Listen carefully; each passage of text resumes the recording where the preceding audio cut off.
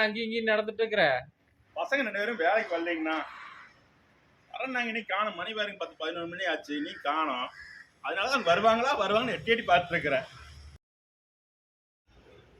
என்ன தம்பி 2 நாளைக்கு முன்னாடி பராக் பார்த்துட்டு இருந்த, இன்னைக்கு என்னடானா கால் மேல கால் போட்டு உட்காந்துட்டு இருக்கிற?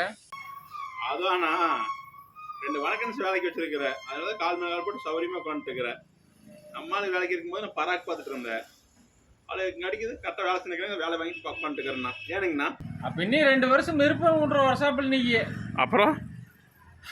அப்புறம் என்ன, இன்னைக்கு அவனுக்கு உனக்கு ஸ்பேனர் முடிக்கிறானுங்க, நாளைக்கு நீ அவனுங்களுக்கு ஸ்பேனர் முடிப்ப. ஒண்ட வந்த பிடாரி ஊர் பிடாரிய விரட்டுச்சாம அந்த கதையாயிடும்.